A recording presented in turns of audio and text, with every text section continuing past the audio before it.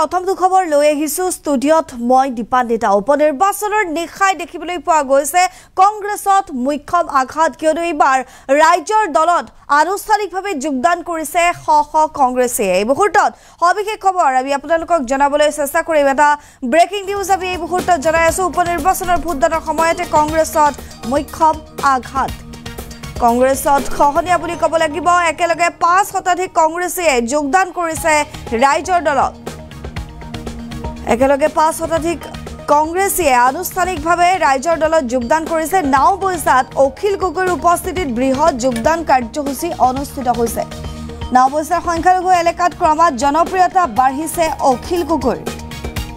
যোগদান সভাত উপস্থিত থাকে কংগ্ৰেছ বিজেপিক সমালোচনা কৰিছে ৰাজ্যৰ দলৰ অখিল গগৈয়ে একমাত্ৰ কংগ্ৰেছৰ ভুল নীতিৰ বাবে উপনিৰ্বাচনত আশানুৰূপ ফলাফল লাভ কৰা নহ'ব বুলিও মন্তব্য কৰিছে জনাই আছো উপনিৰ্বাচনৰ ভোটদানৰ নিশাই কংগ্ৰেছ ত্যাগ কৰিছে শ সমৰ্থকে সংখ্যালঘুৰ লগতে প্ৰায় ৫% লোকে যোগদান কৰিছে ৰাজ্যৰ দলত বিজেপি কংগ্ৰেছক সমালোচনা কৰি অখিল গগৈয়ে হুংকাৰ প্ৰদান কৰিছে যে একমাত্ৰ কংগ্ৰেছৰ ভুল নীতিৰ বাবে উপনিৰ্বাচনত আশানুৰূপ ফলাফল লাভ নকৰে কংগ্ৰেছে এই মুহূৰ্তত আমি দৃশ্য দেখুৱাবলৈ চেষ্টা কৰিম ৫% কংগ্ৰেছে আনুষ্ঠানিকভাৱে ৰাজ্যৰ দলত যোগদান কৰাৰ দৃশ্য আমি দেখুৱাইছো চাওক কেনেধৰণে তেওঁলোকে এই নাওবৈছাত অনুষ্ঠিত হোৱা এক সভাত অংশগ্ৰহণ কৰি ৰাজ্যৰ দলত যোগদান কৰিছে এয়া দৃশ্য নাওবৈছাৰ উপনিৰ্বাচন যেহেতু ১৩ নৱেম্বৰত অনুষ্ঠিত হৈছিল আৰু উপনিৰ্বাচনৰ ভোটদান এফালে চলি আছিল আৰু তাৰ মাজতে নিশাতেই কংগ্ৰেছ ত্যাগ কৰিছে শ কংগ্ৰেছ সমৰ্থকে সংখ্যালঘুৰ লগতে প্ৰায় ৫% লোকে যোগদান কৰিছে আনুষ্ঠানিকভাৱে ৰাজ্যৰ দলত বিজেপি কংগ্ৰেছক সমালোচনা কৰি অখিল গগৈয়ে হুংকাৰ প্ৰদান কৰা দেখিবলৈ পোৱা গৈছে আমি দৃশ্য দেখুৱাই আছো চাওক কিমান জনতা উপস্থিত আছে এই সভাত নাওবৈছাত অখিল গগৈৰ উপস্থিতিত ৰাজ্যৰ দলত বৃহৎ যোগদান কাৰ্যসূচী অনুষ্ঠিত হৈছে সংখ্যালঘু এলেকাত ক্ৰমাৎ জনপ্ৰিয়তা বাঢ়িছে অখিল গগৈৰ যোগদান সভাত উপস্থিত থাকে কংগ্ৰেছ বিজেপিক সমালোচনা কৰিছে অখিল গগৈয়ে মন্তব্যও আছে আমাৰ হাতত আগবঢ়াইছো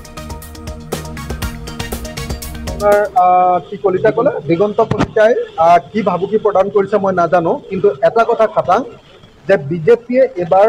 সকলো এই উপনিৰ্বাচনৰ ৫টা সমষ্টিতে দাদাগিৰি কৰিছে গুণ্ডাগিৰি কৰিছে মাফিয়াগিৰি কৰিছে আৰু জংগল ৰাজ্য চলাইছে এইটো কথা খাটাং বিহালীটো নিশ্চয় এই ঘটনা সংঘটিত হ'ব পাৰে মই অৱশ্যে নিজে নাজানো মই ভালকৈ খবৰ ল'ব পৰা নাই কিন্তু সেইকাৰণে মই এই মুহূৰ্তত যিসকলে এনেকুৱা ধৰণৰ কাম কৰিছে যিসকলে ভোটাৰক ভয় খুৱাইছে যিসকলে নাগৰিকক ভয় খুৱাইছে যিবিলাকে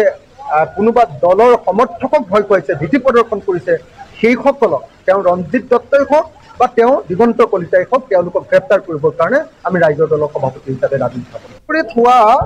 নিৰ্বাচনী হিংসাই প্ৰমাণ কৰিছে যে নিৰ্বাচন আয়োগটো সামান্যতমো নিৰপেক্ষ নহয় নিৰ্বাচন আয়োগে বিজেপি অৰ্থাৎ শাসক দলৰ পক্ষক গ্ৰহণ কৰি সম্পূৰ্ণৰূপে শাসক দলে এই নিৰ্বাচনটো নিজৰ হাতৰ মুঠিত লোৱাৰ পাছতো নিৰ্বাচন আয়োগে নিৰপেক্ষতা অৱলম্বন নকৰি বিজেপি পক্ষক গ্ৰহণ এইটো নাম্বাৰ 1 নাম্বাৰ 2 অসমৰ আইন শৃংখলা যে এতিয়া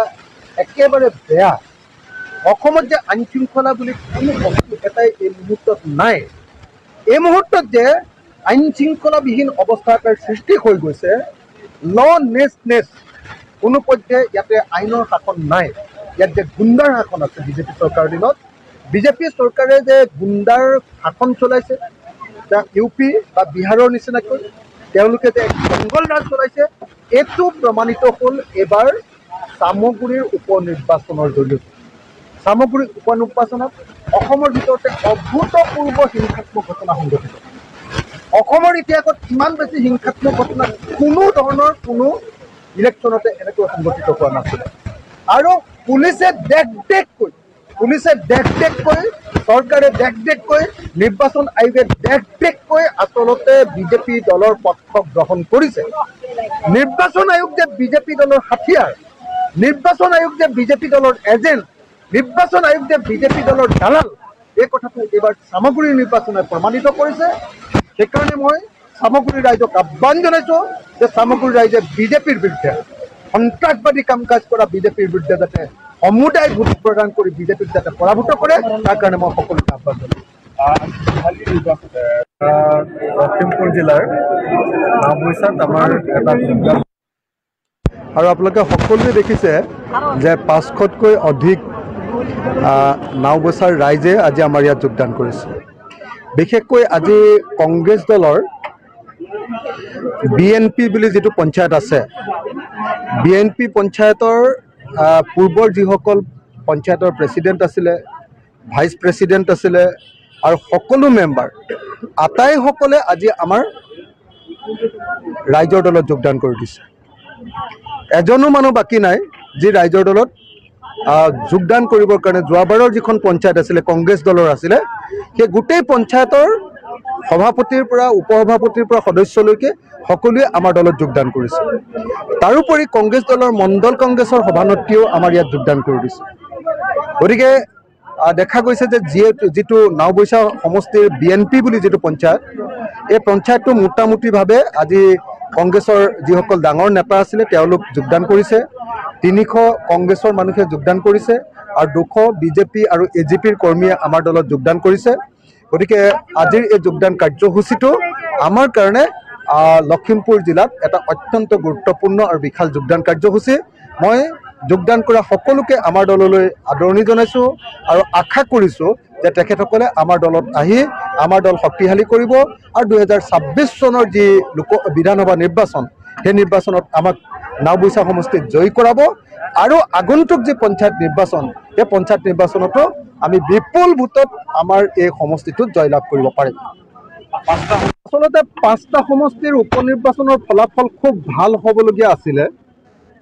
আমি এতিয়াও আশা কৰোঁ যে বিজেপি দলে আটাই 5টাতেই পৰাভূত হওক,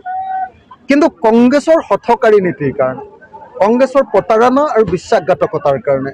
কংগ্ৰেছ দলে আন বিৰোধী দলবিলাকক অৱমাননা কৰাৰ কাৰণে আচলতে আমি শাসক দলক বিজেপিক